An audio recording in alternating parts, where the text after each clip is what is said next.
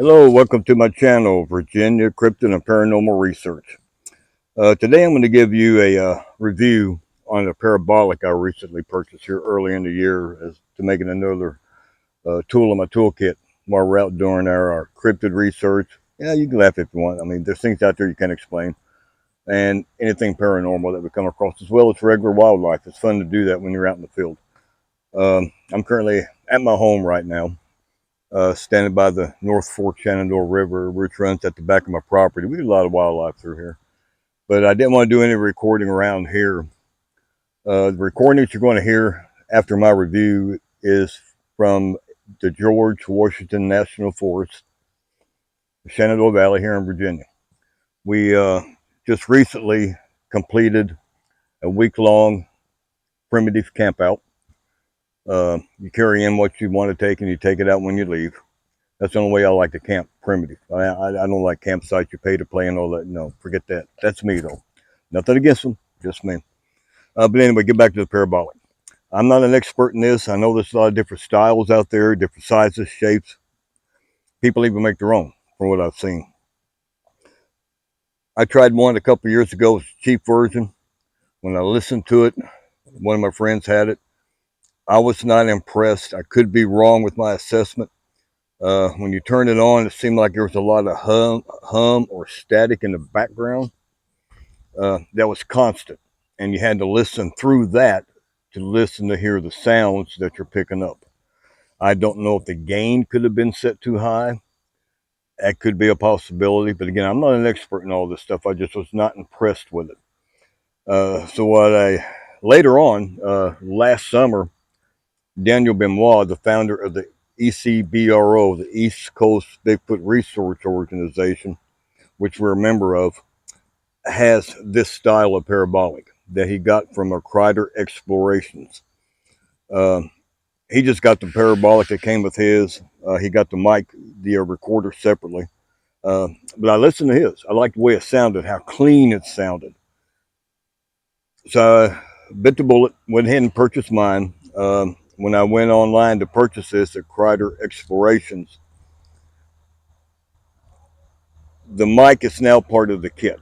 From what I've at the time, from what I've seen, it may still be not the mic. The microphone is still part of the recorder. It's still part of the kit. Um, I'm not going to say how much it costs. I don't know if it goes up and down in price any, but you can go to his website for KRYDER, KRYDER Explorations, and look at what they have to offer. They get other things to offer too besides this parabolic mic, but this is what they sell. It's lightweight, easy to carry around in the woods, but I don't carry it out in the woods when I'm walking around. I sit it on the tripod stationary. I do overnight recordings with it.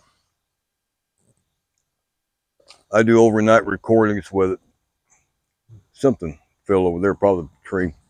I do overnight recordings with it. I may turn it on 9, 10 p.m. in the evening. I let it record at like 6 or 7 in the morning. Then I go take the SD card out, download the data, format the SD card, and put it back in the parabolic to get ready for the next night. I recorded sessions each night. The recordings you're going to hear are not going to be anything really extensive. I just want to give a review on how clean this mic sounds and what it picks up. There was a couple of instances where I could pick up stuff in the distance. So I will give you the actual recording, and then we'll boost that part of the recording to amplify it to where you can hear what it sounds like. I'm not going to put on there booster or whatever. Just, listen as you go through. You'll be able to tell the difference. But again, I'm not an expert in this stuff. I know people make their own, and everyone has their own needs, their own likes. The only thing I want to tell people is, before I wrap this up, it's the KXPD3 Tactical Parabolic Microphone, again from KRYDER Explorations. Disclaimer right quick, I'm not paid to do this. All the equipment that me and my wife have, we spend our own money on. We're not paid. We don't have sponsors. If I find a piece of equipment we use in our research and we like it, I'm going to try to do a review on it to show you why we like it, what we use it for. That way, if you have the same interest, you can look at a parabolic like this, maybe get a better understanding of how they work. and or any other piece of equipment that we use. But today I'm focusing on this KXPD3. That's a tongue twister to say that pretty fast. KXPD3, Papa X-ray, Kilo X-ray Papa Delta 3. That's even a tongue twister, getting that military phonetic out, you know, trying to say that. But anyway, fantastic microphone in my opinion. If you're interested, go to the website, check it out. I'm going to wrap this up for it, go in the house, give you more of an overview on how this thing is set up as a kit that it came since when I ordered it. And if you like it, check it out. If not, maybe get enough knowledge on if you've been in the market for a parabolic, what you might want to look for, and then make your own comparisons, do your own research on whatever you buy. I always tell people, learn the equipment you buy. I don't care what it is. I see it all too often. People buy a piece of equipment, whether it's a recorder or a video recorder or whatever the case may be. They wait till they get out in the field, turn it on. They can't wonder why they can't get it to work, or it's not working properly, or it's not doing what they want it to do. Getting out in the field is not the time to try to figure out the equipment. Take your time. When you have the time, before you go on any research or expedition or camping trip, how it works, the pros and cons. Work around the cons, capitalize on the pros. That will make your experience that much more enjoyable when you're trying to get something accomplished, regardless of what it is. Know your equipment before you go. But again, we just got done with a week-long primitive camp out where I did some recordings. I'm going to give you some sample recordings. Not going to be long and extensive to where it's going to be like a 30-minute time frame to listen to recordings. I'm just going to pick here and there of different things that we had picked up and how clean and crisp those sounds are. It's going to be the recording from this, nothing else attached to it at all. Everything is set on the default settings except for the gain. I think I took it down from gain 5 to 3, but I'll go over all that in my review when I go in the house in a minute to be able to sit down at the table, have a cup of coffee while I talk about it, and I give you a closer look at what this thing looks like. But again, stay tuned. I'll be right back. Again, welcome to my channel, Virginia Cryptid and Paranormal Research.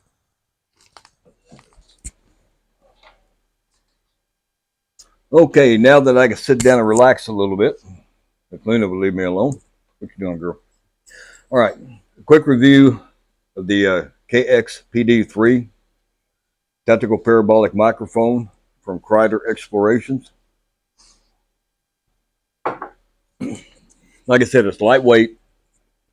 It's easy to carry around if you want to carry it around, but I always use a tripod with it.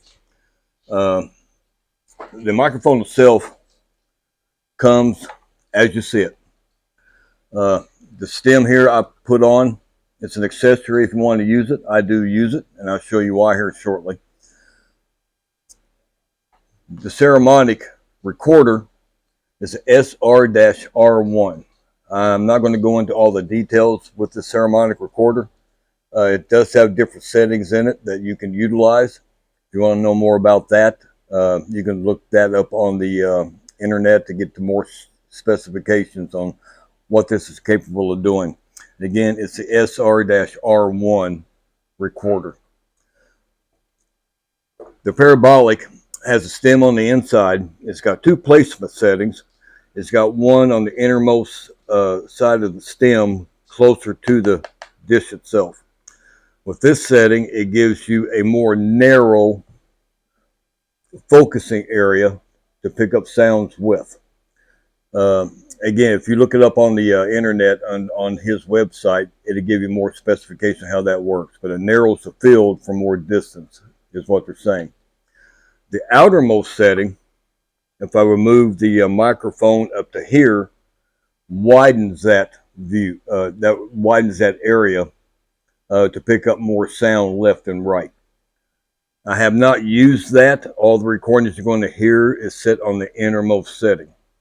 Well, now, I will tell you this, too, if you don't know. I really didn't know that until I bought my first one, which is this one. Your primary really clean sound is going to come from sound entering in the dish itself, hitting the microphone. But any sounds outside the area, ambient sounds, 360 degrees, that hits this dome, is still going to transfer into the recording and the mic. When you get used to listening to it, you can tell what's coming from behind, off to the sides, versus what's coming straight ahead. I'm not going to get too much into that, but anything, sound waves hitting this dome will transfer into the recording. They all probably will. But in case for those that don't know that, thinking that you just point the direction you're going to go, that's all you're going to get. That's not the case with the parabolics. At least this one anyway. And they all probably work the same. Any sound hitting the dome or dish or whatever you've got, how it's set up, it's going to transfer into it. Again, the recording that you're going to hear, I've got it set on the innermost setting.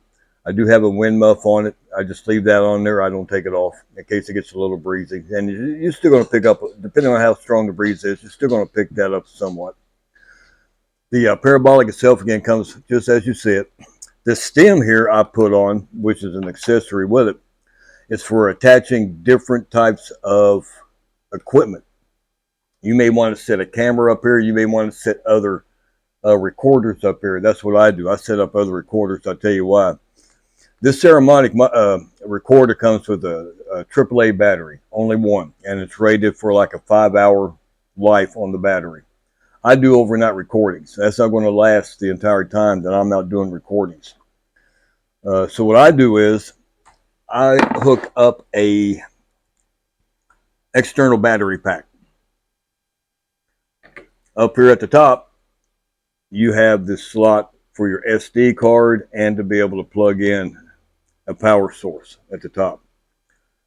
This does come with an 8 gigabyte SD card. I went out and purchased one for the max this recorder would take, 256 gigabyte card. So that I got plenty of room on here to do a couple of 3 nights of recording, if not longer. Again, it does come with an 8 gigabyte card with the recorder itself. But again, I attach an external battery pack to give me the hours I need when I set this up, walk away from it, and leave it forever, how long I want to leave it. I attach other pieces of equipment to it. I mean, you could attach a zoom, a Tasco, anything that's got a 1/4 inch attachment on it. If you don't have one with a 1/4 inch attachment, like these here I use sometime, what I did was, this here's the standard audio recorder. On Amazon, I went and bought these bags here. I think they come like 24 to a pack, really cheap. And what I do is, I take my Munster cable, I plug it into the headphone out jack, the 3.5 millimeter, and then I will plug it into the line in on the recorder.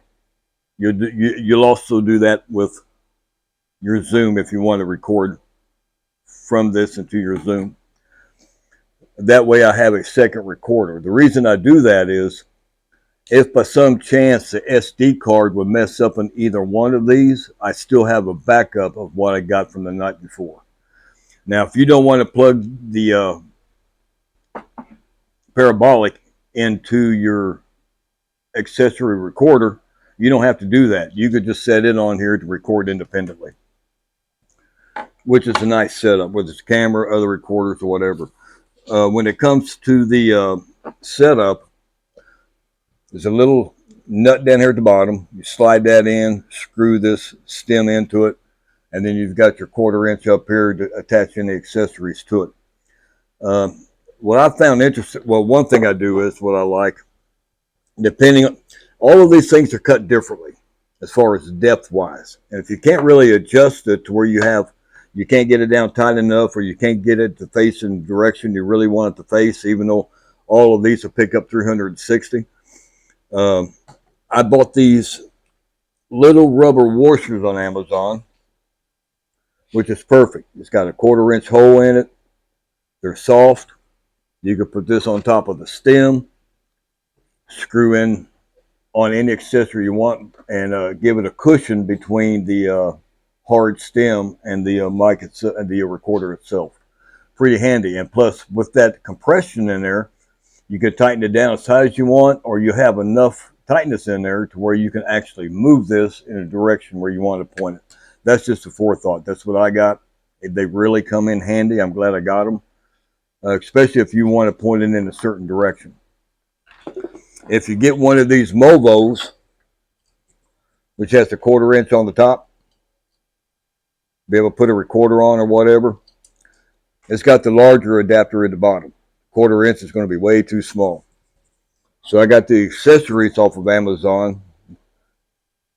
The tripod head adapters, they got all different sizes.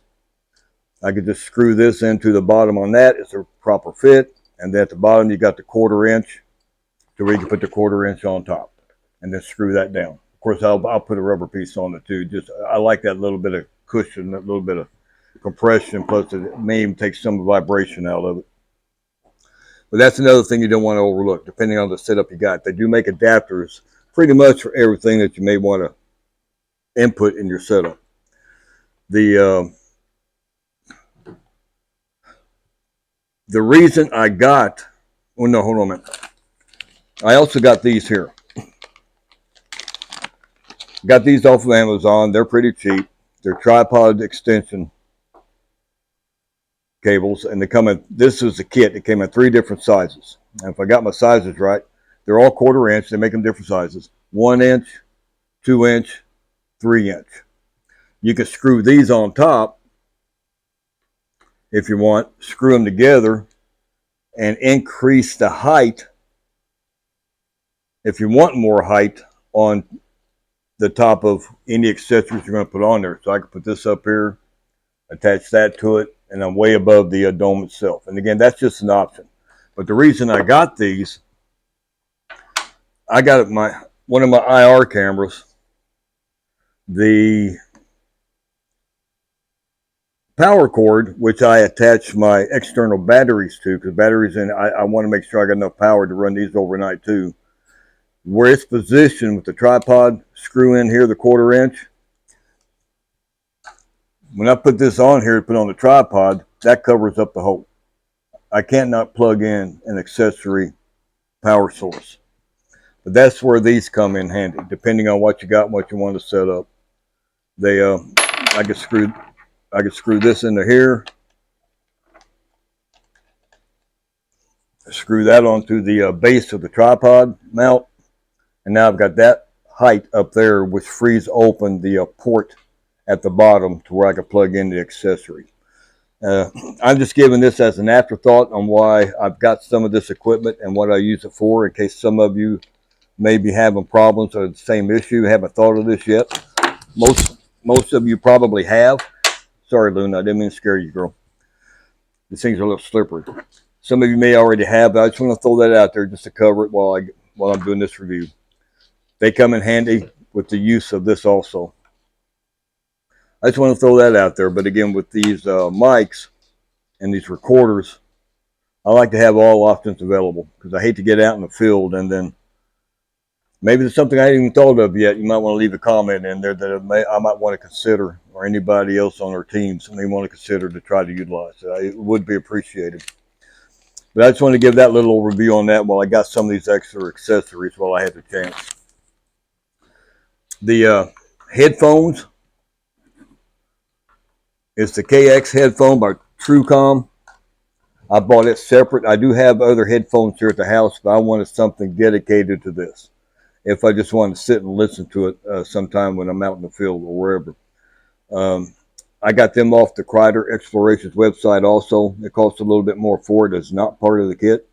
I just wanted something dedicated. I know they're waterproof. The rated is being waterproof as far as that. So separate purchase. I went ahead and bought these. This is the only thing I use it for. That way I've got them, and I got it packed up so I don't forget something when I leave. The microphone that comes with it, that screws into the top, that's attached to the stem on the inside, is a DK3A microphone. From what I could tell, I'm not an expert in this. I'm sure there's better ones out there, and there's a lot of worse ones out there. But again, it's a DK3A microphone. From what I've seen so far, it does a fantastic job. It's small, compact, and it seems like it's really sensitive. Now, you could remove that, obviously, and put in your own microphone if you want. You can probably do that with any kind of parabolic. But the review is on this kit, the way it comes, to give you an idea of what it sounds like when we're out in the field. Well, part of the kit, real quick, I'll just go ahead and cover it too, because it did come with the kit. You get a couple of wind muffs with it, the little foam things. Depending if you want to set up another recorder with it, it comes with an adapter for an additional plug-in if you need that type of an adapter. It's bigger than the 3.5 millimeter. It comes with the extra wind muff. It comes with extra clips here.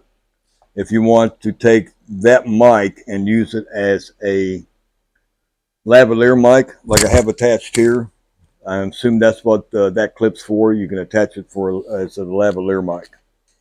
And I believe this little thing here is to be able to clip the cords up out of the way, which is great. I don't use that personally because the way I get set up a lot. I got me a lot of Velcro here at the house. They're Velcro strips, so I get everything set up. I can get, if I use a battery pack, I could rest that up against it, set that on the tripod somewhere, and then secure it on the tripod to where if it gets breezy, that's not knocking around on the tripod. Because anything that hits the tripod, the dome, is going to transfer into the recording. You're not going to prevent 100% of it, but whatever you can minimize, minimize it. But that's what I got Velcro strips for. And I got more if I need it for that. And now I also use a Velcro strip that I left in the box. I'll just Velcro this to the handle here. That way it's secure. Wind ain't going to blow it and tap it and knock it around and stuff. As far as if I use external recorders besides what comes with it, a lot of people don't think about it, but I've got all different sizes of wind muffs. Some people call them dead cats, to be able to put on the different recorders for the different sizes, for the zoom to the smaller ones, just to minimize the wind breezes that come up. They're not 100% effective, but they will cut down on what you're picking up. I always use the wind muffs. It's just something that I think everybody should use on that, but everybody has their own preference on that. And again, I got all of these off of Amazon too. That way I got them when I need them. Because these microphones are really sensitive. A lot of people don't realize that if you're walking around in the woods trying to record something like this, hold it in your hand, any movement of your skin, even the slightest, is going to transfer into that recording.